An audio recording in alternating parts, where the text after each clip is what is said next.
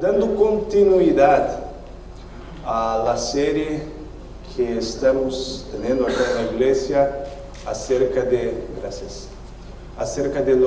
las 7 iglesias. Nosotros estamos entrando en la 6ª iglesia de Apocalipsis. Entonces, ustedes se recuerdan las características de todas las iglesias que hemos estudiado. Vamos a dar un corto repaso a las características de las iglesias. La primera iglesia, ¿cuál fue? ¿Cuál iglesia? Éfeso, muy bien. ¿Cuál era la característica que tenía la iglesia de Éfeso? Era una iglesia muy trabajadora, una iglesia muy misionera. Es más, la iglesia de Éfeso fue la iglesia que más convirtió paganos al cristianismo. Entonces, muchas personas estaban abandonando el paganismo y entrando al cristianismo. Y entonces fue una iglesia que trabajó muchísimo para la causa y para la obra de Dios. Después de la iglesia de Éfeso, ¿cuál es la iglesia que viene? La iglesia de Esmirna.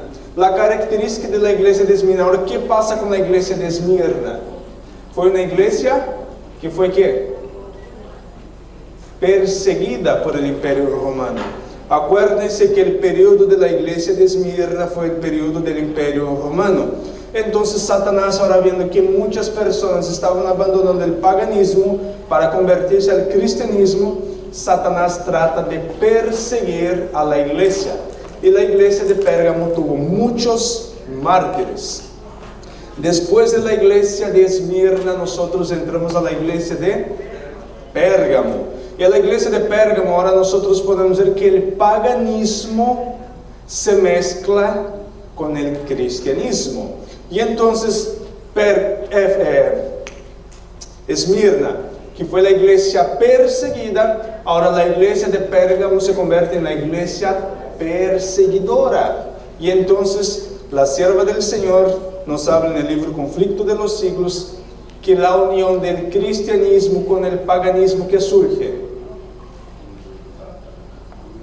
Satanás ya existe. ¿Quién surge? La unión del paganismo y el cristianismo. El hombre de pecado o el sistema papal. El sistema papal. Después nosotros vamos aquí, iglesia, a Tiatira. Y ahora nosotros vamos a ver que la iglesia de Tiatira es una iglesia pagana, porque permite que Jezabel es la que dé a los reyes de la tierra fornicar y de comer a los reyes de la tierra. Nosotros sabemos ahí que la fornicación no es una fornicación física, sino que es una fornicación espiritual. Entonces, falsas doctrinas. Y el alimento también no es un alimento físico, sino que es un alimento espiritual. Después de la iglesia de Tiatira, nosotros entramos aquí, iglesia Sardes. La característica de la iglesia de Sardes es la iglesia post-reforma. Entonces es una iglesia del frío formalismo. Era una iglesia que tenía apariencia de estar viva, pero sin embargo, ¿cómo estaba? Muerta. O sea, era una iglesia que vivía de las glorias del pasado, de sus pioneros, de Lutero, John Hus, Wycliffe, Zwingli y los demás grandes hombres que Dios levantó en el periodo de la Reforma. Pero ahora nosotros entramos en la iglesia más importante. Personalmente, yo lo veo así. Si usted no lo ve, respeto su manera de pensar.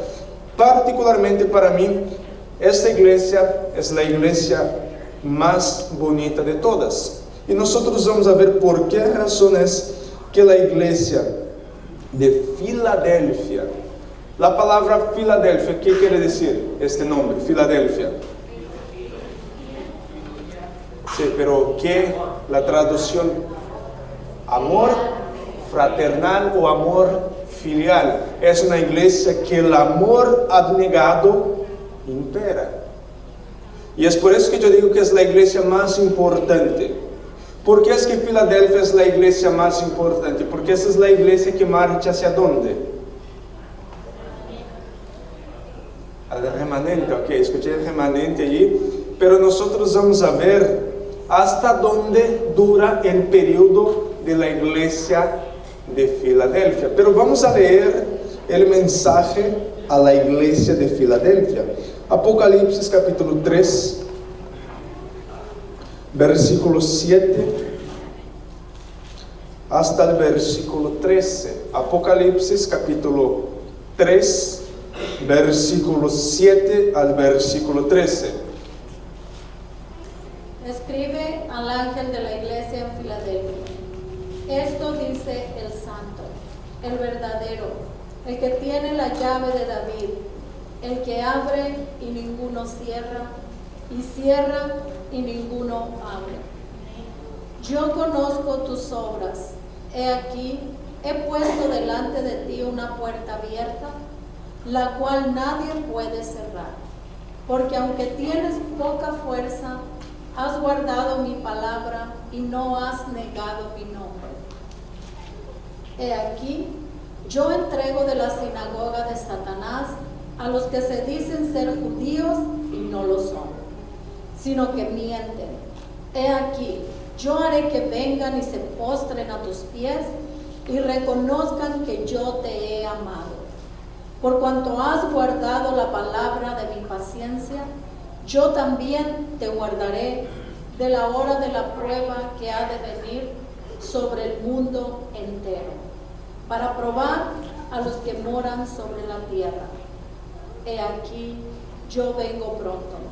Retén lo que tienes, para que ninguno tome tu corona. Al que venciere, yo lo haré columna en el templo de mi Dios, y nunca más saldrá de allí. Y escribiré sobre él el nombre de mi Dios y el nombre de la ciudad de mi Dios, la nueva Jerusalén, la cual desciende del cielo de mi Dios, y mi nombre nuevo. El que tiene oído, oiga lo que el Espíritu dice a las iglesias. Muchas gracias.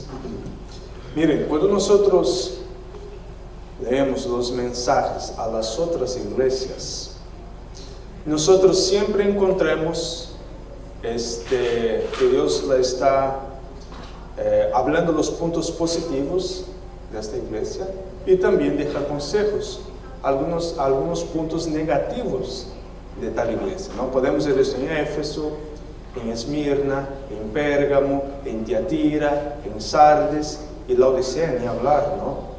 Encontramos puntos positivos y puntos negativos. Pero la iglesia de Filadelfia, podemos encontrar que Dios no tiene ningún reproche para esta iglesia. Es una iglesia que, podemos humanamente hablando, es una iglesia perfecta.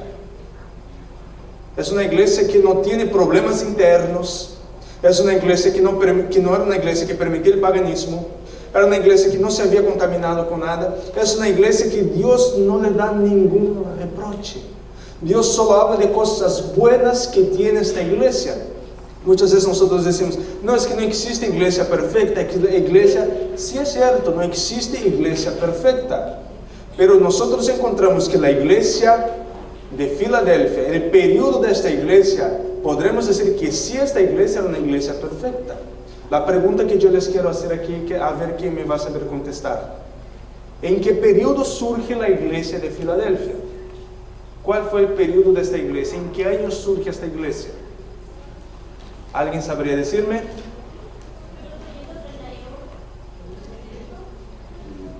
La iglesia de Filadelfia surge en el año de 1843-44. ¿Cómo nosotros llamamos este movimiento? El movimiento millerita. El movimiento millerita. ¿Cuál era la misión del movimiento millerita? Proclamar la venida del Señor Jesucristo. ¿Qué mensaje específicamente ellos estaban predicando? Eran dos mensajes. El mensaje del primer ángel, la hora de su juicio ha llegado, pero también hay un texto en la Biblia que fue donde el punto de partida para el movimiento millerita. ¿Dónde ¿Dónde nosotros encontramos este mensaje? Daniel 8:14. Nosotros como adventistas del séptimo día debemos tener memorizado estos dos versículos, porque es de ahí que surge el movimiento millerita. Hasta 2300 tardes y mañanas y el santuario será purificado. Daniel 8:14. Guillermo Miller, cuando llega en este versículo, entonces cuando Guillermo Miller no puede avanzar, porque Guillermo Miller quería entender qué santuario será purificado, cuándo será purificado el santuario, en qué día será purificado el santuario. Y entonces Guillermo Miller a principio llega a la fecha de 1843 para la venida de Jesús. Y después, más adelante, llegan a la fecha de 22 de octubre de 1844. Abriendo un paréntesis aquí. La sierva del Señor es muy clara en decir que la última, escuchen bien, la última profecía con fecha es la de 1844. Después en ninguna otra profecía se puede poner una fecha. Entonces, yo poner fecha para 2027 o yo poner fecha para 2031, yo estoy yendo en contra de la pluma inspirada. La última profecía con fecha fue esta. Entonces Guillermo Miller, cuando se depara con el mensaje del primer ángel, que la hora de su juicio ha llegado, ¿cuál fue la interpretación que Guillermo Miller llegó? Cuando el sumo sacerdote entraba para la purificación del santuario, que era hecha la purificación una vez al año, era hecha la purificación del santuario, cuando se terminaba, ¿qué hacía el sumo sacerdote? Cuando se terminaba la purificación, ¿qué hacía el sumo sacerdote? Salía, ¿para qué? ¿Para qué? Para saludar a la congregación, al pueblo, ¿sí o no? Para decir que la obra de purificación se había concluido. Entonces Guillermo Miller, ¿dónde es que Guillermo Miller creía que era el santuario que iba a ser purificado? La tierra. Entonces Guillermo Miller creía que así como en el Antiguo Testamento el sumo sacerdote salía para saludar a la congregación, Guillermo Miller creía que Jesús iba a venir al encuentro de su iglesia, a encontrarse con su iglesia. Y entonces Guillermo Miller, ya está, Cristo Jesús va a venir. Y entonces ahora Guillermo Miller empieza a predicar este evangelio, la segunda venida de Cristo. No me quiero adelantar al sermón, pero aquí nosotros encontramos un detalle bien interesante a lo que fue nuestra lectura bíblica de la mañana, los versículos 7 y 8 de Apocalipsis 3. Apocalipsis 3, versículos 7 y 8. Miren dos detalles bien interesantes aquí. Escribe al ángel de la iglesia en Filadelfia. Esto dice el santo, el verdadero. Pausa un poquitito, no se le escucha con el micrófono. ¿Puedes? Prende el micrófono, por favor, porque si no, se no va a salir acá. Escribe al ángel de la iglesia en Filadelfia. Esto dice el santo, el verdadero, el que tiene la llave de David, el que abre y ninguno cierra, y cierra y ninguno abre. Yo conozco tus obras. He aquí, he puesto delante de ti una puerta abierta, la cual nadie puede cerrar. Porque aunque tienes poca fuerza, has guardado mi palabra y no has negado mi nombre. La pregunta que yo les quiero hacer aquí es, ¿cuándo es que esta puerta fue cerrada y cuándo es que la puerta se abre? Ok, pero ¿cuándo es que la puerta se cerró? ¿Cuándo? ¿Cuándo fue eso? Yo escucho ahí de lejos a alguien mencionar. Con valentía, digan. 1844, cuando Cristo hace ¿qué hace Cristo? Él sale del lugar santo Él cierra la puerta del lugar santo y abre ¿cuál puerta? Del lugar santísimo. Mira lo que la sierva del Señor nos habla en el libro Primeros Escritos. Seguramente ustedes ya lo han leído porque como se está estudiando el libro Primeros Escritos, la página 42. Esta puerta no se abrió hasta que hubo terminado la mediación de Jesús en el lugar santo del santuario, en 1844. Entonces Jesús se levantó, cerró la puerta del lugar santo, abrió la que da al Santísimo y pasó detrás del segundo velo, donde está ahora, al lado del arca, y a donde llega la fe de Israel ahora. Gracias. Mire, dos detalles muy interesantes acá, muy importantes. El primer punto es, antes de hacer, yo voy a invertir acá la cita. ¿Dónde es que tiene que estar la fe del Israel moderno? ¿Dónde tiene que estar nuestra fe? En el lugar santísimo, ¿verdad? Ya no más en el lugar santo. Nuestra fe tiene que estar en el lugar santísimo porque es ahí donde está Cristo. Amén. Debemos acompañar el Cordero hasta el lugar santísimo. Amén. Lamentablemente hay muchas personas que no salen del atrio. No pueden salir del atrio. Esta persona no puede avanzar. Cuando yo digo esto que la persona no sale del atrio, ¿qué quiere decir con esto? ¿Cuáles son los muebles que nosotros encontramos en el atrio? ¿Qué muebles nosotros encontramos ahí? El altar de sacrificios y el lavacro, ¿verdad? El altar de sacrificios, ¿qué simboliza? El altar de sacrificios, a ver. Sí, pero ¿cuál es el símbolo que tiene eso? La aplicación espiritual. El sacrificio de Cristo.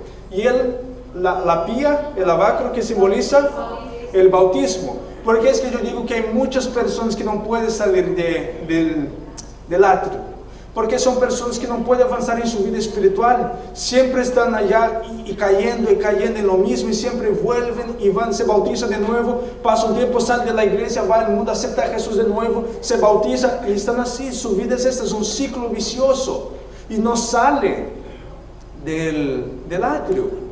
Nosotros como adventistas del séptimo día no debemos estar ni en el atrio, es más, no debemos estar en el campamento, porque los que están en el campamento, ¿dónde están?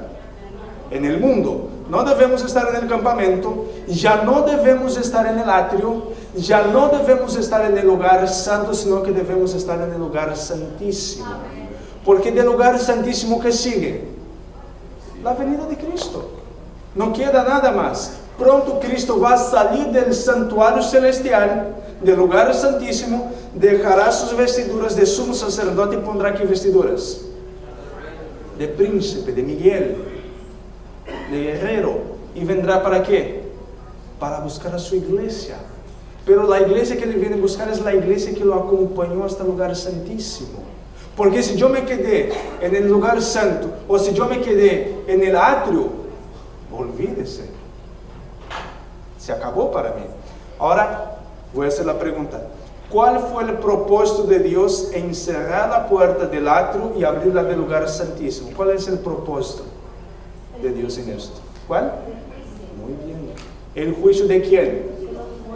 De los muertos. Muy bien. Esto nosotros encontramos en Primeros Escritos.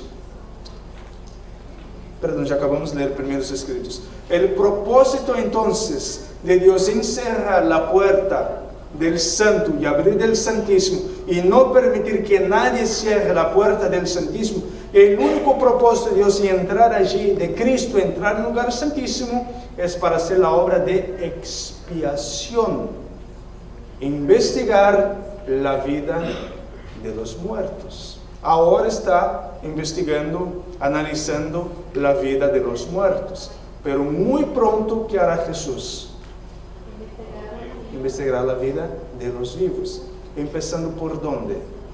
Por los que le acompañaron hasta el lugar santísimo, usted y yo. Porque por fe yo creo que todos nosotros acompañamos a Cristo hasta el lugar santísimo, ¿verdad? Todos nosotros estamos allí. Ahora, viene diciendo que el Israel, la fe del Israel está en el lugar santísimo. ¿Por qué es que nuestra fe está en el lugar santísimo? Aparte de que Cristo está allá haciendo la obra de expiación. Ok, miren, la Biblia misma nos dice que fe y obras tienen que andar como juntas. Por fe nosotros estamos acompañando a Cristo, pero debemos demostrar con nuestra vida. ¿Y de qué manera? ¿Qué instrumentos nosotros encontramos en el lugar santísimo? A ver, el arca del pacto, los 10 mandamientos, el maná y la vara de Aarón. Muy bien, son los 4 instrumentos que nosotros encontramos en el lugar santísimo. Ahora, los que acompañaron, entonces, tienen que estar viviendo de acuerdo al lugar santísimo. El maná, ¿qué simboliza? La reforma procesal. ¿Todos están de acuerdo con esto, sí o no? Amén. Acuérdense cuál era la queja del pueblo. Dios quería cambiar su hábito alimenticio porque el pueblo extrañaba ¿qué? Las ollas de Egipto, ¿verdad? Las carnes. La carne de reyes, ¿verdad? Ok. Después, ¿cuál es el otro instrumento? La vara de Aarón. Bien. Ahora aquí, ¿qué simboliza la vara de Aarón? Hay 3 interpretaciones para la vara de Aarón. Una de ellas es el juicio o la educación, la verdadera educación, es una interpretación. La otra es la no inmortalidad del alma. Y la otra, más utilizada por los teólogos, por los pastores adventistas, es el don de profecía, el don profético. Ahora, yo respeto todas estas interpretaciones. Yo voy a decir en cuál yo me inclino más. Y yo voy a dar las bases porque yo me inclino más a esta. Yo me inclino más a la tercera, el don de profecía. ¿Por qué razón yo digo esto? Cuando la vara de Aarón brota el fruto, Dios estaba comprobando ¿qué con esto? ¿Cuál era el conflicto que estaba habiendo allí para que la vara de Aarón tenga que brotar frutos? Un renacimiento. Sí, pero ¿cuál era el conflicto que estaba habiendo en el campamento? ¿Quién era el elegido? ¿Quién era el líder, verdad? Y entonces Moisés, Dios habla a Moisés y manda a llamar las 12 tribus, los líderes de cada tribu, y entonces cada uno agarra su vara, su callado, y entonces lo que iban a hacer, y se iba a marcar de cada tribu, ¿cuál era la tribu de Aarón? ¿De qué tribu pertenecía Aarón? La tribu de Leví, los levitas, ¿verdad? Cada una de ellas es puesta en el santuario y se le deja ya por un determinado tiempo. ¿Y cuál fue la promesa de Dios? La vara que brotar, esta es la vara de mi elegido, de mi siervo, de mi profeta, de mi líder, ¿sí o no? Y entonces, ¿cuál fue la vara que brotó? La vara de Aarón. Con eso Dios estaba demostrando que Aarón era su elegido, que Aarón era el profeta que Dios había elegido, porque acuérdense que Dios hablaba por Moisés y por Aarón. Cada vez que Dios iba a enviar una plaga a Egipto, ¿cuál era la orden que se daba a Aarón? ¿Qué instrumento Aarón tenía que usar? Su vara. Toca la vara y el Nilo se convertirá en sangre. Y vas a ver si van a salir piojos. Y extiende tu vara y van a salir todo esto. Entonces, la vara de Aarón, no que la vara tenía poder, sino que la vara aquí demostraba quién era el profeta, quién era el elegido por Dios. No sé si quedó claro la explicación, si me di a entender. Esta es la explicación, esta es la interpretación más utilizada y es la que yo encuentro más sentido en la vara de Aarón, utilizar al don profético. ¿Y por qué razón es que se utiliza el don profético? La iglesia de Filadelfia, allí, ¿cuál era el don que iba a estar vivo en su tiempo? El don profético, ¿sí o no? Porque acuérdense que el pueblo de Dios tiene, las características que tiene el pueblo de Dios es que guardan los mandamientos de Dios y tiene que el testimonio de Jesús. ¿Cuál es el testimonio de Jesús? el espíritu de profecía. Entonces ahí nosotros encontramos que la iglesia que entra en el lugar santísimo, en su iglesia, ella cree piamente en ¿qué? En el don profético. Pero hay otro instrumento que nosotros encontramos allá. ¿Cuál es?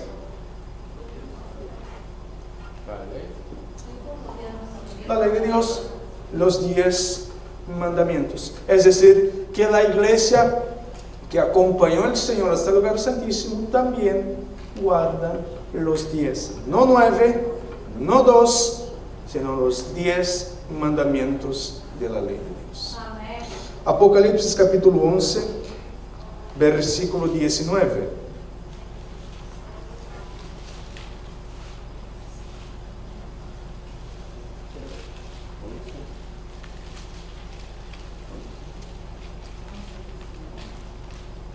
Y el templo de Dios fue abierto en el cielo, y el arca de su pacto se veía en el templo. Y hubo relámpagos, voces, truenos, un terremoto y grande granizo. Muchas gracias. Entonces aquí nosotros estamos viendo que el templo fue abierto y que se mira allá. El arca del pacto. En el arca del pacto nosotros encontramos estos 3 instrumentos que acabamos de ver: el maná, la vara de Aarón y la ley de Dios. Pero hermanos, nosotros debemos tener algo muy en claro. ¿Qué nos dice Amós 3:7? De memoria.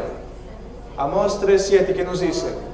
Porque Jehová Dios no hará nada sin antes que revelar sus secretos a sus siervos, los profetas. Bien.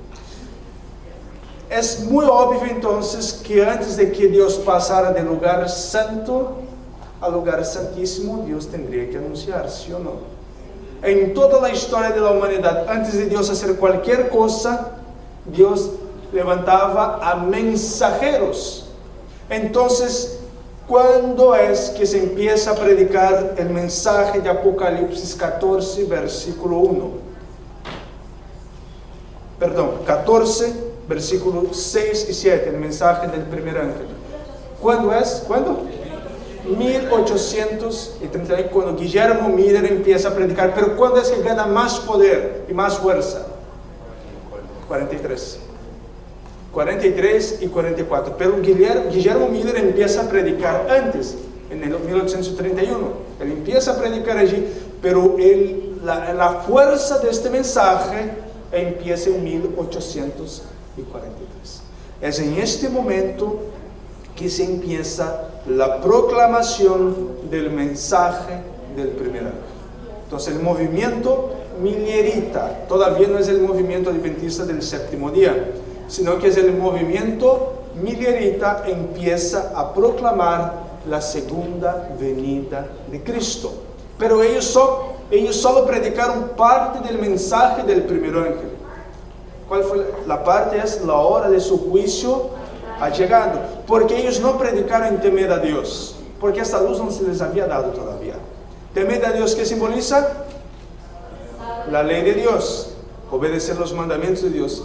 Dadle gloria. ¿De qué manera nosotros podemos dar gloria a Dios? En que comer, que beber o hacer cualquier otra cosa, hacer para la gloria de Dios. Ahí entra la reforma pro salud también, ¿no? Y adorar al Creador. Entonces el mensaje del sábado todavía no se les había dado. Dios solamente les permitió en este momento predicar la hora de su juicio ha llegado. ¿Está claro hasta aquí?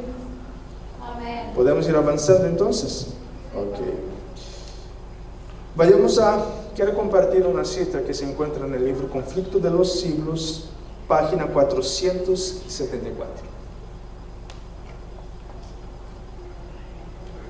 A medida que los libros de memoria se van abriendo en el juicio, las vidas de todos los que hayan creído en Jesús pasan ante Dios para ser examinadas por Él, empezando con los que vivieron los primeros en la tierra. Nuestro abogado presenta los casos de cada generación sucesiva y termina con los vivos.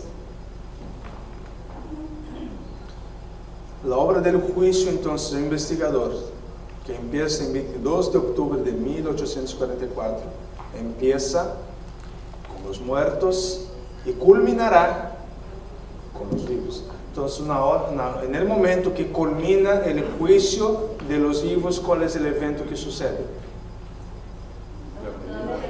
La venida de Cristo. Es que no hay otro evento que suceder. Es la venida de Cristo a la tierra.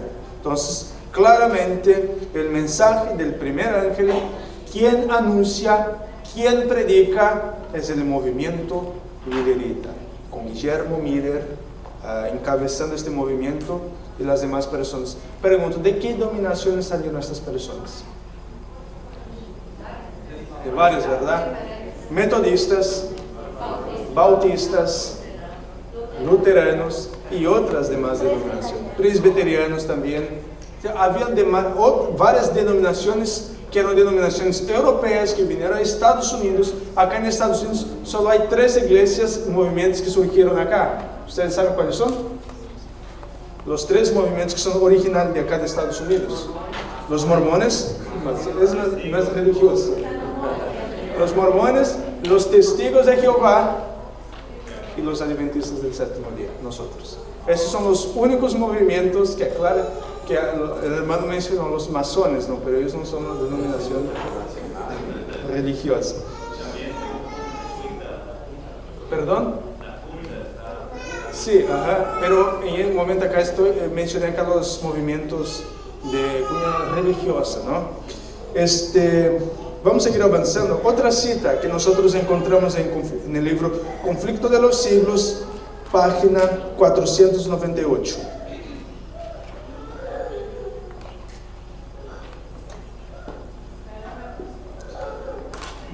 Perdón, la página es la 369, yo brinqué una cita. Sí. Conflicto de los Siglos, página 367, es la primera. Yo acá acabé brincando una cita. Sí. Los pecadores preguntaban llorando, ¿qué debo yo hacer para ser salvo? Aquellos cuyas vidas se habían hecho notar por su mala fe, deseaban hacer restituciones. Todos los que encontraban paz en Cristo ansiaban ver a otros participar de la misma bendición. Los corazones de los padres se volvían hacia sus hijos y los corazones de los hijos hacia sus padres. Los obstáculos levantados por el orgullo y la reserva desaparecían. Se hacían sentidas confesiones y los miembros de la familia trabajaban por la salvación de los más cercanos y más queridos. A menudo se oían voces de ardiente intercesión. Por todas partes había almas que con angustia luchaban con Dios. Muchos pasaban toda la noche en oración para tener la seguridad de que sus propios pecados eran perdonados, o para obtener la conversión de sus parientes o vecinos. Hermanos, cuando surge Guillermo Miller con este mensaje de la segunda venida de Cristo, algo que surge también es un verdadero, un genuino reavivamiento. Nosotros podemos encontrar aquí, lo más interesante de estas citas aquí, es que la hermana Elena G. de White, ella fue testigo ocular de todo lo que pasó aquí. Ella presenció, ella fue participante de este movimiento acá. Y lo más interesante aquí que nosotros encontramos es que esta gente creía que Jesús iba a venir en la fecha de 22 de octubre de 1844. ¿Y cómo era la condición espiritual de estas personas? ¿Qué ellos hacían?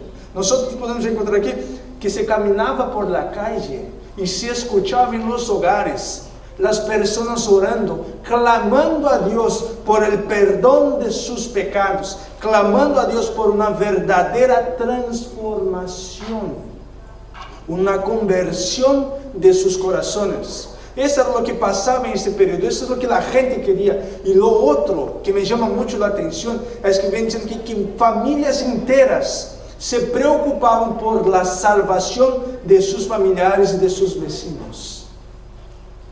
Oiga, que esto es algo serio. Porque si yo preguntara aquí, hermanos, ¿cuántos de nosotros creemos que Cristo está a las puertas? Yo creo que todos van a decir amén. Todos nosotros vamos a decir amén. Pero mira acá, la condición de la iglesia de Filadelfia, estas personas que creían la eminente venida de Cristo, cómo estaba su condición, cómo estaban predicando estas personas, lo que estaban haciendo estas personas, cómo estaba, o sea, la preocupación de ellas.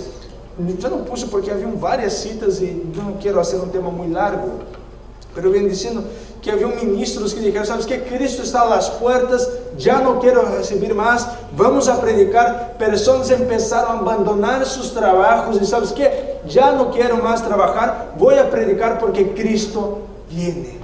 Cristo está a las puertas, ya no es tiempo más de acumular tesoros en esta tierra, ya no es tiempo más de juntar dinero, sino de predicar este mensaje porque Cristo Jesús va a venir.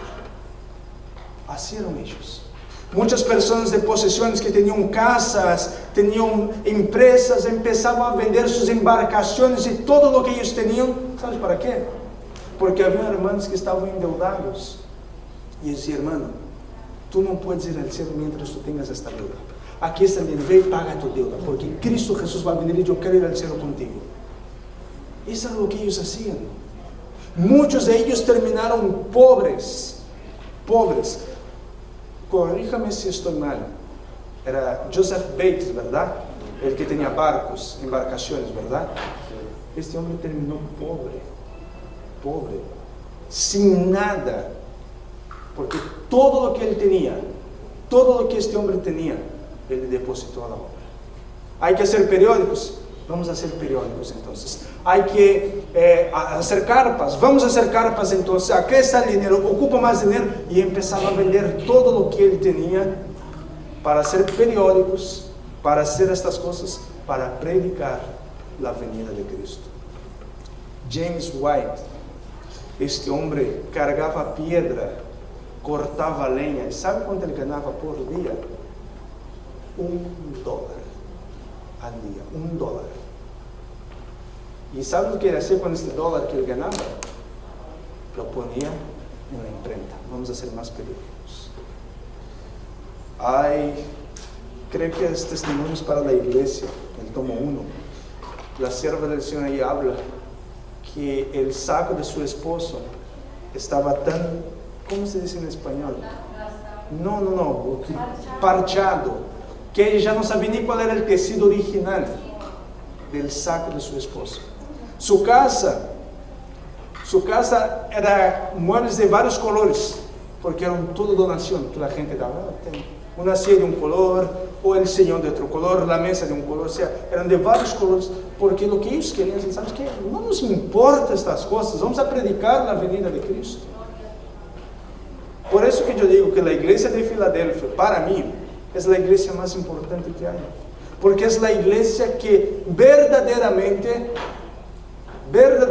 creía que Jesús iba a venir en su generación. Porque fue la iglesia que predicó.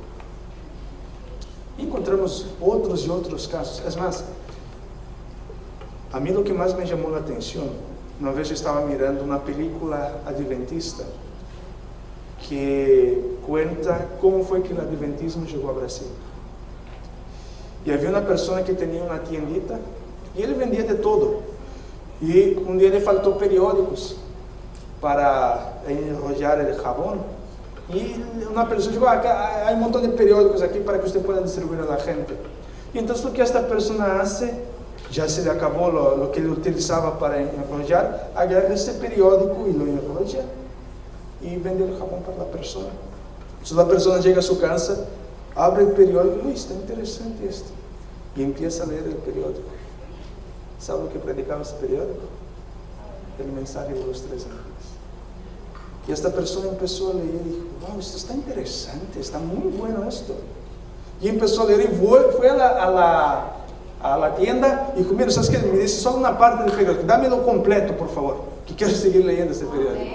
Y empezó a leer, y dijo, no, este es el mensaje para nuestro tiempo. Esa es la verdad. Y entonces empezó a compartir con sus vecinos. Y en su casita hizo un pequeño grupo. Ese pequeño grupo fue creciendo, creciendo, creciendo. Y hoy es el país con más adventistas en el mundo. Amén. A través de un periódico. Muchas veces nos dicen que la gente no va a leer la literatura. ¿Para qué vamos a distribuir? La Sierva del Señor es muy clara en decir que la persona que sale a distribuir literaturas, folletos, no va a ver el fruto de su trabajo aquí en la tierra, sino que allá en el cielo ella en visión, Dios le permitió que muchas personas llegaran a colportores y decir, mira, sabes que tú no me conoces, tú no sabes quién soy, pero a través de una literatura que tú dejaste en mi casa, hoy yo y toda mi familia estamos en el cielo por la literatura que estamos escribiendo. Hermanos, entonces no debemos dejar que el calor, que el frío, que el temor, que la pena que me van a decir nos impida de anunciar el Evangelio.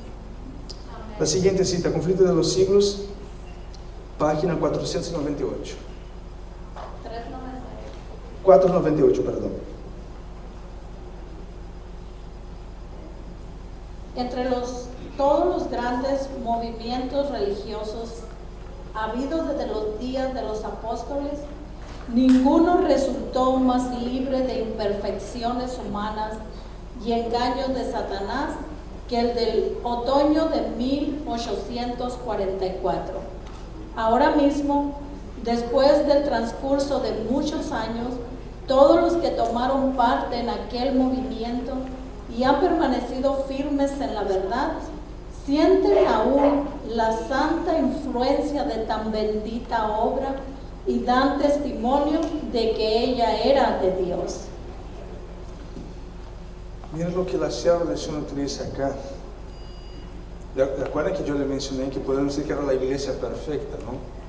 La Sierva del Señor dice que ningún movimiento que haya existido en el cristianismo, ninguno estuvo tan libre de imperfecciones humanas como el movimiento de los Miguelitas.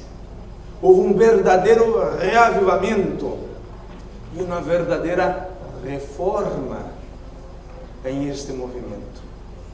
Hubo una verdadera conversión en los corazones de estas personas, porque ellas se entregaron por completo a la obra de Dios, a la causa de Dios. Se entregaron de lleno. Pero siempre cuando Dios levanta a su pueblo, Satanás tiene que levantar la oposición. Apocalipsis capítulo 3, versículo 9. Apocalipsis capítulo 3, versículo 9. He aquí, yo entrego de la sinagoga de Satanás a los que se dicen ser judíos y no lo son, sino que mienten. He aquí, yo haré que vengan y se postren a tus pies y reconozcan que yo te he amado. Mire, hay dos puntos acá muy importantes. El primer punto es la sinagoga de quién? De Satanás. Y dentro de la sinagoga de Satanás, ¿quién son los que están allí adentro? Los que dicen ser judíos, pero no lo son. Esto es algo muy importante. Es muy importante, deberíamos meditar mucho en esto. Porque dentro de la sinagoga de Satanás están aquellos que dicen muchas veces guardar los mandamientos de Dios, guardar el santo sábado de Dios. Sí hay muchos. La Biblia es muy clara en decir, no voy a poner por cuestión de tiempo y tampoco voy a poner más citas por cuestión de tiempo, pero la sierva del Señor y la Biblia es muy clara en decir que dentro del pueblo de Dios hay muchos que dicen ser judíos, dicen ser adventistas, dicen ser cristianos, pero no lo son. Porque su vida es una vida doble. Es muy serio. Es muy serio esto. Y mira lo que la sierva del Señor habla en primeros, Iglesia Remanente, página 13. La Iglesia Remanente, página 13. Satanás tiene una gran confederación, su iglesia. Cristo la llama la sinagoga de Satanás, porque sus miembros son los hijos del pecado. Los miembros de la iglesia de Satanás han estado constantemente trabajando para desechar la ley divina y confundir la distinción entre el bien y el mal.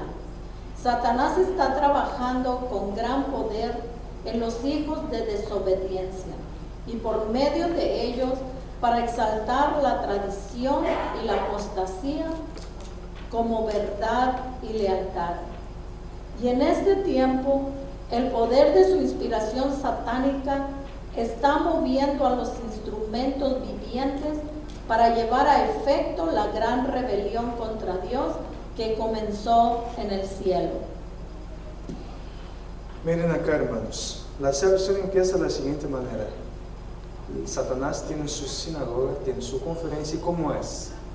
Es pequeña, es grandísima, es grande. Es decir, que la sinagoga de Satanás es algo muy amplia, muy grande. Perdón. Pero ahí nos dice que la sinagoga de Satanás son todos aquellos que negan ¿qué? La ley de Dios. Eso es muy serio. Todos aquellos que dicen que la ley de Dios, los 10 mandamientos, fue abolida en la cruz, que ya no la necesitamos guardar más.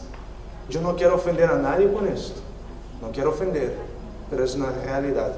Todos aquellos que creen, aquellos que predican, aquellos que salen a enseñar al mundo afuera que la ley de Dios fue abolida en la cruz, son pertenecientes a la sinagoga de Satanás. No hay como dar otra vuelta, no hay como ir para otro lado. Pertenecen a la sinagoga de Satanás. Pero hay otro detalle interesante. El libro, no puse acá, pero les voy a mencionar, el libro Palabras de Vida del Gran Maestro. Ahí nos habla que Satanás tiene muchos de los suyos metidos dentro de la iglesia. Muchos dentro de la iglesia. ¿Y de qué manera es que usted puede reconocer a alguien que pertenece a la sinagoga de Satanás? Hay muchos que pertenecen y ni se dan cuenta, y ni saben. Ahí habla de la siguiente manera: todos aquellos que tienen el hábito de hablar de sus hermanos, hablar mal de sus hermanos, el chisme, aquellos que tienen el hábito del chisme, son siervos, instrumentos de Satanás. Tiene apariencia de piedad, tiene apariencia de cristiano, pero por dentro son huecos y vacíos. Conflicto de los siglos, página 385.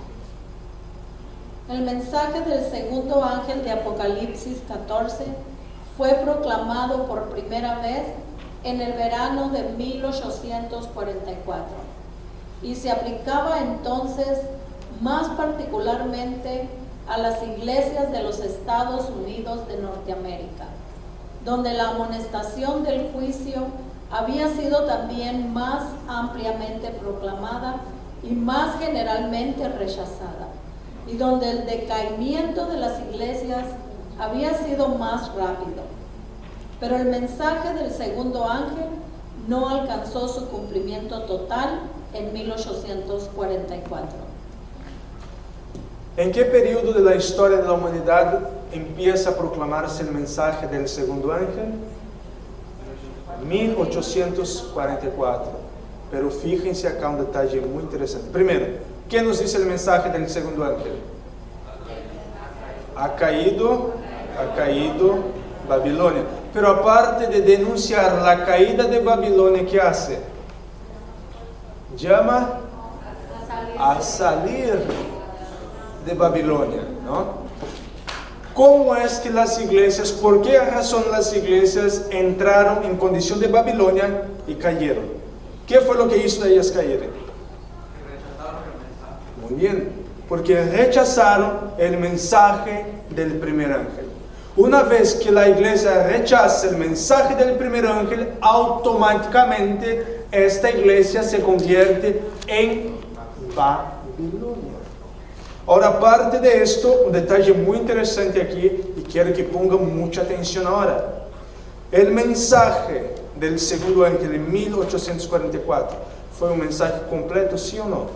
¿Tuvo su cumplimiento completo, sí o no? No se cumplió totalmente. Tuvo un cumplimiento parcial. Pero este mensaje se tiene que volver a predicar. ¿Qué iglesia fue llamada a predicar el mensaje del el primer y segundo ángel? La iglesia de Filadelfia. ¿Ok? La iglesia de Filadelfia fue la iglesia que fue llamada a predicar el mensaje del primer y del segundo ángel. Pero mira lo que continúa la cita diciendo, mira lo que nos continúa diciendo aquí. Las iglesias recayeron entonces moralmente por haber rechazado la luz del mensaje del advenimiento. Pero este decaimiento no fue completo. A medida que continuaron rechazando las verdades especiales para nuestro tiempo, fueron decayendo más y más. Sin embargo, aún no se puede decir caída. Caída es la gran Babilonia, la cual ha hecho que todas las naciones beban del vino de la ira de su fornicación. Aún no ha dado de beber a todas las naciones. El espíritu de conformidad con el mundo y de indiferencia hacia las verdades que deben servir de prueba en nuestro tiempo existe y ha estado ganando terreno en las iglesias protestantes de todos los países de la cristiandad. Y estas iglesias están incluidas en la solemne y terrible amonestación del segundo ángel. Pero la apostasía aún no ha culminado. Pregunto, acuérdense que esto fue escrito a más de 100 años atrás. Les quiero hacer una pregunta. ¿Ustedes creen que hoy Babilonia ya ha caído por completo? No. ¿Por qué no?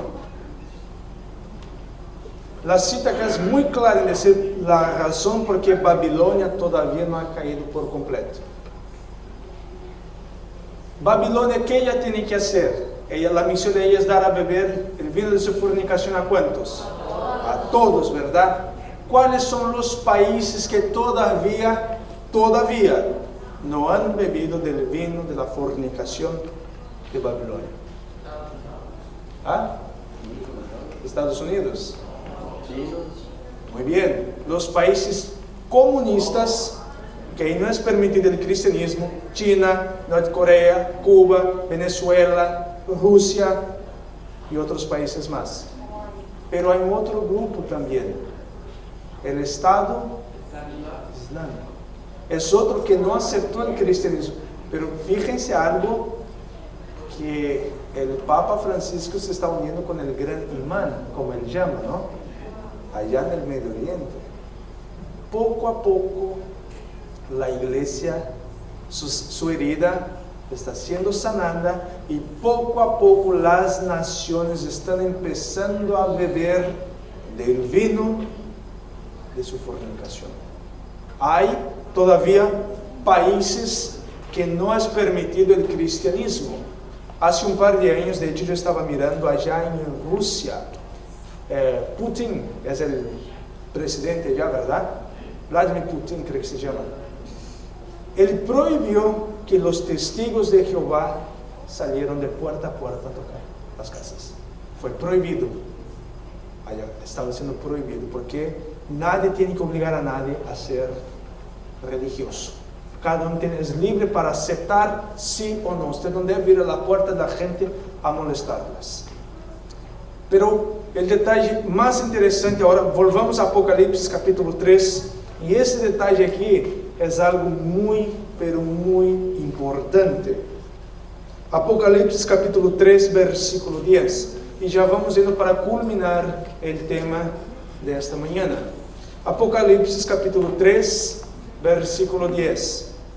Por cuanto has guardado la palabra de mi paciencia, yo también te guardaré de la hora de la prueba que ha de venir sobre el mundo entero, para probar a los que moran sobre la tierra.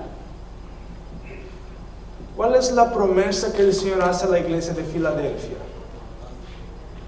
¿Cuál es la promesa? Te guardaré. ¿Te guardaré de qué? Es decir, que esta prueba todavía no ha llegado. Entonces, el periodo de Filadelfia no se terminó, como muchos predican. Miren, hay muchas personas que predican, Filadelfia ya pasó, ahora viene la Odisea, estamos en la Odisea, y después de la Odisea agarró el Apocalipsis capítulo 2, que dice que el dragón se iró contra la mujer y fue a hacer guerra ¿contra quién? Contra la descendencia remanente de la mujer. Y entonces muchos dicen que ahora el periodo de las 7 iglesias se va a terminar y Dios va a utilizar el remanente, pero esto no es bíblico, porque aquí la promesa a la iglesia de Filadelfia es que Dios la va a guardar de la crisis que vendrá. Es decir, que la iglesia de Filadelfia tiene un doble cumplimiento. Es una iglesia que va a caminar junto con ¿qué iglesia hasta el final?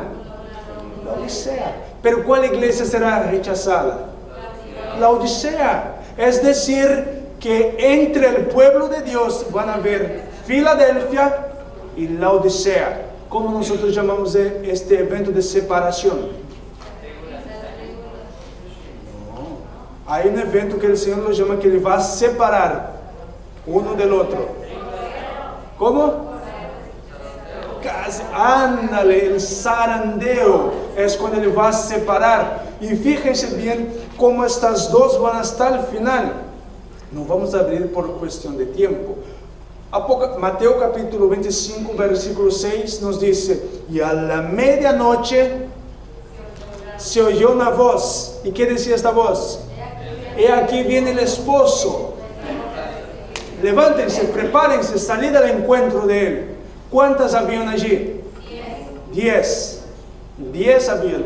Pero 10 de estas 10, ¿cuántos eran la Odisea y cuántos eran Filadelfia? 5. Es decir, fueron hasta el final. Pero en el momento exacto, porque todas durmieron, es decir, que el pueblo de Filadelfia está ahí dormidito también. Pero en el momento que se haga el llamado, el último clamor, el último mensaje se va a levantar, pero los laodicenses que creen que están ricos y hasta que tienen todo, porque son adventistas de cuna, porque dan sus diezmos, porque tienen la reforma pro salud, porque guardan la ley de Dios y quieren que son los mejores, pero que su vida es hueca y vacía en este momento. Cuando se haga el último llamado y que se tengan que prepararse para encontrarse con el esposo, van a haber muchos que no van a tener esa certeza. Entonces, mis queridos hermanos, la iglesia de la Odisea, usted y yo, estamos en el periodo de la Odisea, pero usted y yo no debemos ser la Odisea, porque la Odisea no va a existir. La Odisea será destruida. Hay muchos que dicen, no, es que hoy nosotros somos la Odisea. Hermanos, hay que tener mucho cuidado con esto. No, es que yo soy la Odisea. Estás diciendo que estás perdido entonces. Estamos viviendo en el periodo de la Odisea, pero yo no me debo autonominar la Odisea. Si yo me estoy autonominando la Odisea, es porque yo tengo una vida doble. Yo tengo que estar en el periodo, pero no ser de la Odisea, no pertenecer a la Odisea. Porque si pertenezco a la Odisea, pesado fuiste en balanza y hallado falta. Porque no eres ni caliente ni frío, vomitarte de mi boca. Entonces, mis queridos hermanos, la iglesia de la Odisea, la iglesia de Filadelfia, es la iglesia que va hasta el final a encontrarse con su Señor. Amén. Conflicto de los siglos, página 457. Es inminente la hora de la tentación que ha de venir en todo el mundo, para probar a los que moran en la tierra. Apocalipsis 3:10. Todos aquellos cuya fe no esté firmemente cimentada en la palabra de Dios serán engañados y vencidos. La operación de Satanás es, con todo el artificio de la injusticia, a fin de alcanzar dominio sobre los hijos de los hombres, y sus engaños seguirán aumentando. Pero solo puede lograr sus fines cuando los hombres ceden voluntariamente a sus tentaciones. Los que busquen sinceramente el conocimiento de la verdad y se esfuercen en purificar sus almas mediante la obediencia, haciendo así lo que pueden en preparación para el conflicto, encontrarán seguro refugio en el Dios de verdad. Por cuanto has guardado la palabra de mi paciencia, yo también te guardaré. Es la promesa del Salvador. Queridos hermanos, ¿a quién Satanás quiere engañar? ¿A Filadelfia o a Laodicea? Filadelfia. Porque Laodicea ya tiene acá. Está acurrucando, ¿no? Cuando tú estás con un bebé.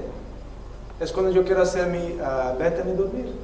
Yo la pongo acá, o mi esposa, que es la que tiene una habilidad para hacerla dormir. Yo no tengo, mi esposa sí es muy buena en esto. Y al instante se queda dormida. Satanás está así con Laodicea. La tiene acá, bien tranquilita, bien dormida. Oye, tú no te preocupes, tú estás bien, ¿ok? No te preocupes, tú vas a la iglesia los sábados. Perfecto, ¿ok? Tú eres 7-Eleven. Amén. Sigas así. Así Satanás tiene la iglesia de Laodicea. Viene diciendo aquí que los engaños de Satanás serán como fuertes. ¿Dónde es que nosotros encontramos? ¿Cuál es la advertencia que Jesús deja en Mateo capítulo 24? Que los engaños de Satanás serían tan fuertes que si es posible engañaría a ¿quién? A los elegidos. Por los engaños que Satanás tiene para los últimos días. Entonces Satanás no está preocupado con la Odisea. No está preocupado porque él ya la tiene. Para Satanás, él va a tratar de hacer caer a Filadelfia. Pero Satanás te puede obligar a hacer pecar. No te puede. ¿Quién es el que decide si va a pecar? Uno mismo. Yo decido si voy a ceder a las tentaciones de Satanás o no. Hay que muchos dicen, no, es que la tentación es muy fuerte, es que es imposible. Si tú empiezas así, claro que vas a perder. Dios no permite ninguna prueba, ninguna tentación que tú y yo no podamos soportar. Porque si no sería injusto. La salvación sería injusta. Sería algo muy injusto que Dios me dé una prueba, que Dios me dé una tentación que yo no pueda soportar. Y es más, la salvación es que con la tentación Dios también ya presenta la salida. Pero ¿quién decide eso? Ahora quiero finalizar con el versículo 11 de Apocalipsis 3. He aquí, yo vengo pronto. Retén lo que tienes para que ninguno tome tu corona. El consejo del Señor, ¿cuál es? Él da un mensaje y un consejo. El mensaje, ¿cuál es? He aquí, vengo pronto. Y ahora el consejo es: retén lo que tú tienes, guarda lo que tú tienes, porque si no alguien te puede quitar. Hermanos, el mensaje, no vamos a abrir, pero el mensaje, ¿se acuerdan que yo les dije que el mensaje del segundo ángel se cumplió parcialmente y que se va a volver a proclamar? ¿Dónde es que yo encuentro que se va a volver a proclamar? Apocalipsis, ¿qué? 18. ¿Y qué dice? Salí de ella. ¿Y dónde está el pueblo de Dios? ¿Dónde está? en Babilonia, porque el llamado se hace a Babilonia. Es allá que se hace el llamado. Salid de ella, pueblo mío. Por esto que el Señor dice acá, retén lo que tú tienes, porque cuando venga el último llamado, muchos van a salir de Babilonia. Y si tú no te preparaste, si tú no guardaste lo que tú tienes, alguien se te va a quitar y tú vas para afuera. Hermanos, yo quiero terminar con una cita histórica, pero muy triste. Y el personaje de esta cita es Hans Montfort. Mira lo que este hombre dice. Ellen, quiero hablar contigo.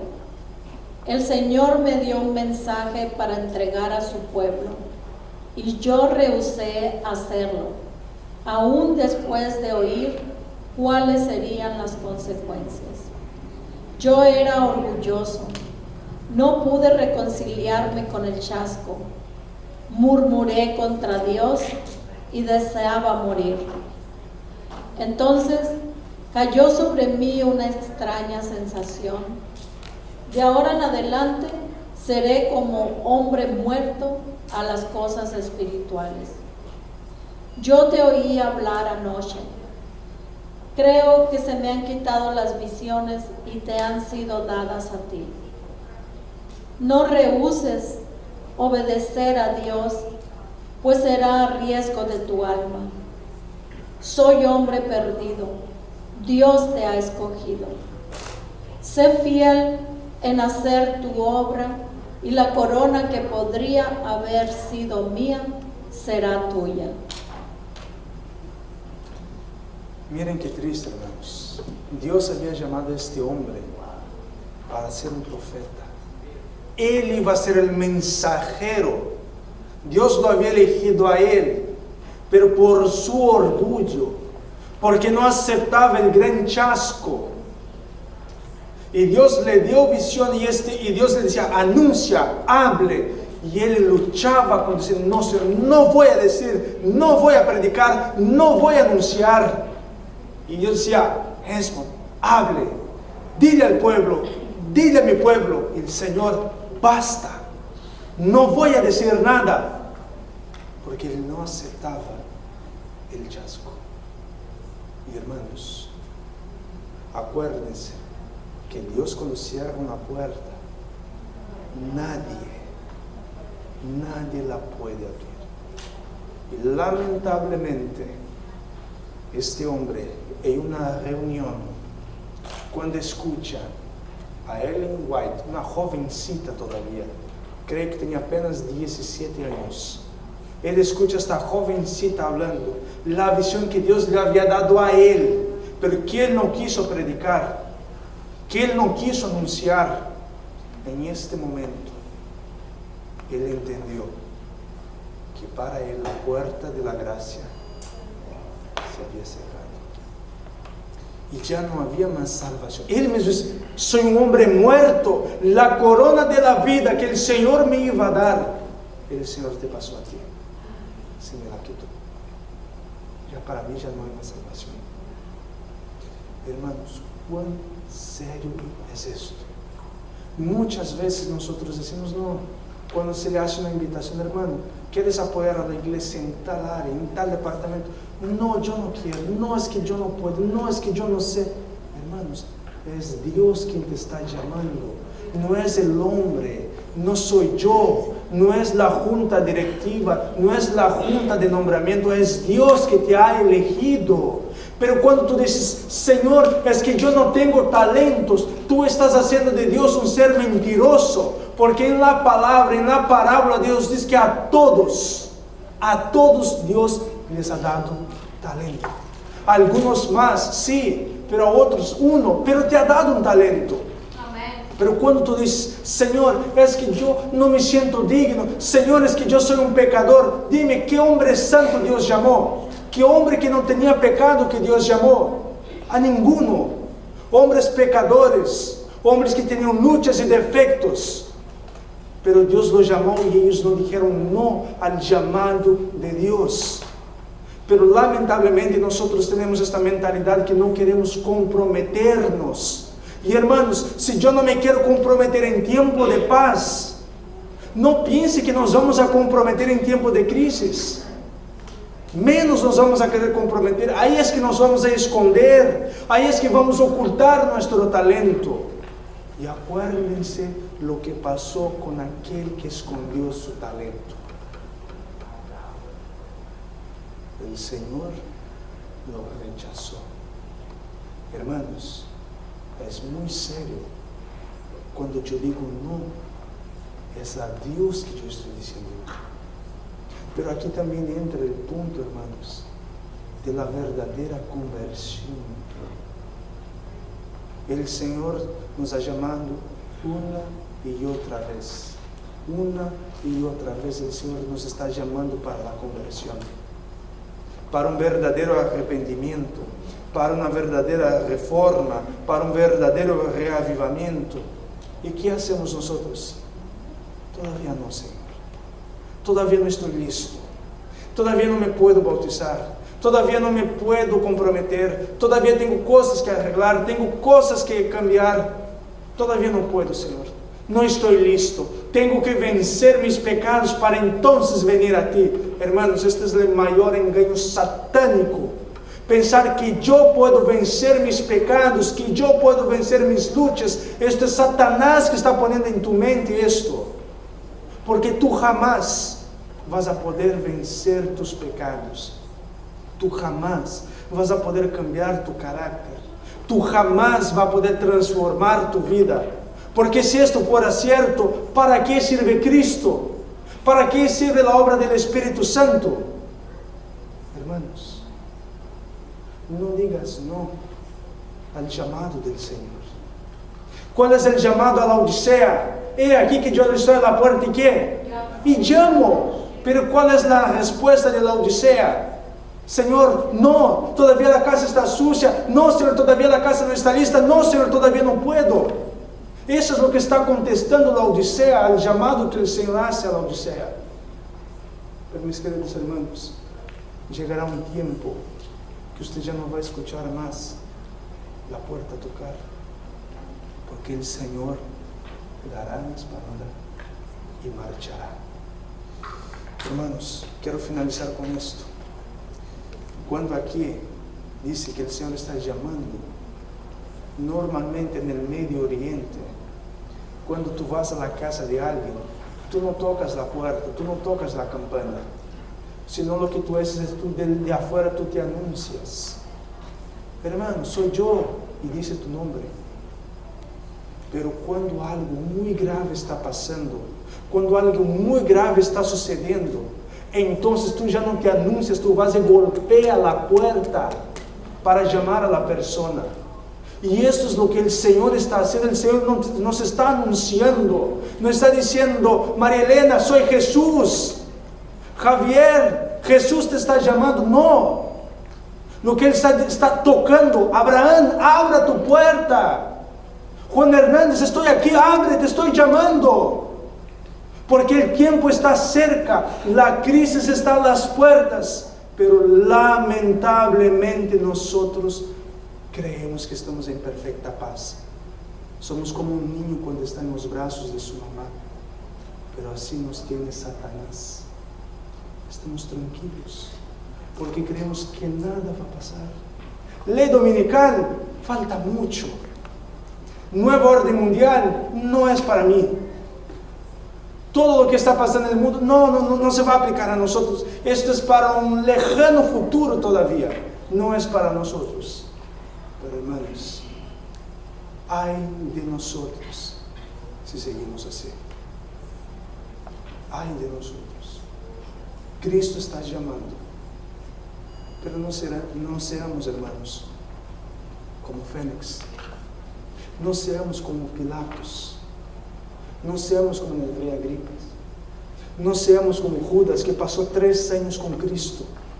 Pero estar con Cristo, caminar con Cristo, no quiere decir que estás convertido, porque Judas estuvo 3 años y medio con Cristo. y no se convirtió. Entonces, estar en la iglesia no es sinónimo de salvación. Eventos de los últimos días dice que ser miembros de la iglesia adventista no es sinónimo de salvación.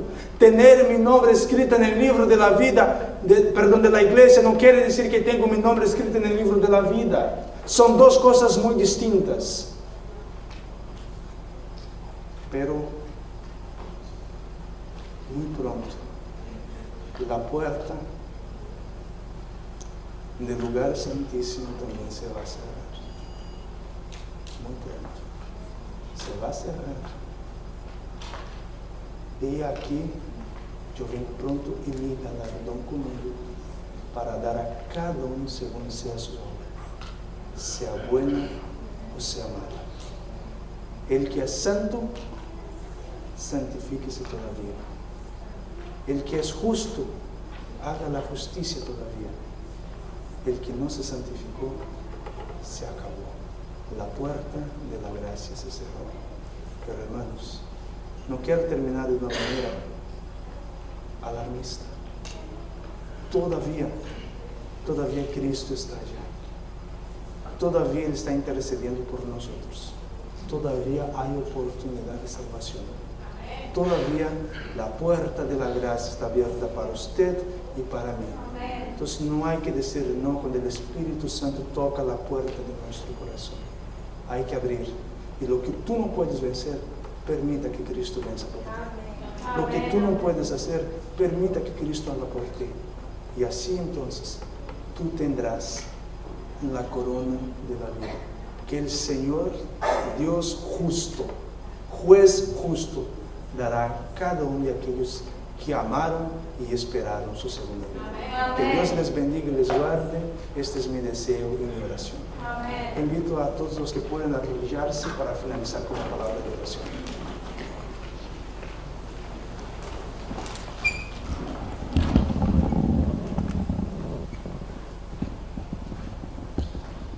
Santo eterno Dios, que nos más altos cielos habita.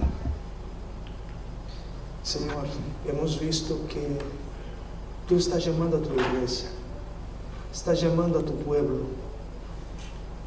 a que salgamos de esta condición en que nos encontramos, Señor. Una condición tibia, una condición en que ya nos da igual, Señor, los eventos que están sucediendo en el mundo. Nos asusta por algunos minutos, pero luego pasa, Señor.